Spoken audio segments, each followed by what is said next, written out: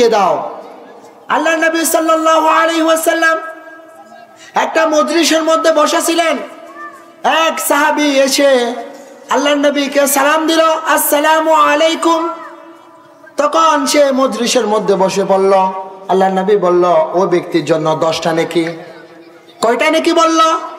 10টা নেকি। আল্লাহ নবী সাল্লাল্লাহু আলাইহি সাল্লামের কাছে ওই মজলিসের মধ্যে আরেকটা সাহাবী আসলো। আসার পর বলল, আসসালামু আলাইকুম ওয়া রাহমাতুল্লাহ। ওইটা বলে ওই ব্যক্তিও মজলিসের মধ্যে বসে পড়ল। আল্লাহ নবী বলল, এই ব্যক্তির জন্য 20টা নেকি। কিছুক্ষণ পর আরেকটা সাহাবী আসলো। তখন আল্লাহ নবীকে সালাম দিয়ে বলল, আসসালামু আলাইকুম ওয়া রাহমাতুল্লাহি ওয়া বারাকাতুহু বলে সে বসে গেল। আল্লাহ নবী বলল, এই ব্যক্তির জন্য 30টা নেকি। তাহলে প্রথমে যে ব্যক্তি মজলিসের মধ্যে এসে আল্লাহ নবীকে সালাম দিল, আসসালামু আলাইকুম, এটা বললে 10টা নেকি তার আমলনামায় লিখে দেন আল্লাহ সুবহানাহু ওয়া তাআলা। আর যখন আসসালামু আলাইকুম ওয়া রাহমাতুল্লাহ অতটুকু বলবে, তখন আল্লাহ নবী বলেছেন তার জন্য তার আমলনামায় 20টা নেকি আল্লাহ তাআলা লিখে দেন। এবং তৃতীয় ব্যক্তি যখন আসলো, তখন সে বলল, আসসালামু আলাইকুম ওয়া রাহমাতুল্লাহি ওয়া বারাকাতুহু। তার আমলনামায় 30টা নেকি আল্লাহ সুবহানাহু ওয়া তাআলা লিখে দেয়।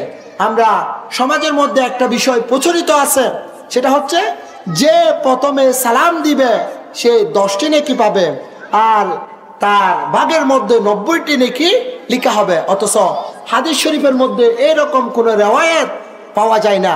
আমরা যে কিছুক্ষণ আগে যে হাদিসটা বর্ণনা করলাম, এটা সহিহ সনদে আল্লাহ নবী সাল্লাল্লাহু আলাইহি ওয়াসাল্লাম বর্ণনা করেছেন। এই হাদিসের মধ্যে আমরা যে সালাম দেবে তার সর্বোচ্চ 30টা নেকি আমরা জানতে পেরেছি। এমনকি অন্য হাদিসের মধ্যে এসেছে যে ব্যক্তি আসসালামু আলাইকুম ওয়া রাহমাতুল্লাহি ওয়া বারাকাতুহু বলবে, তার জন্য 40টি নেকি আল্লাহ সুবহানাহু ওয়া তাআলা তার আমলনামায় লিখে দেবেন। সেরকম রিওয়ায়াত আমরা হাদিস থেকে জানতে পারি।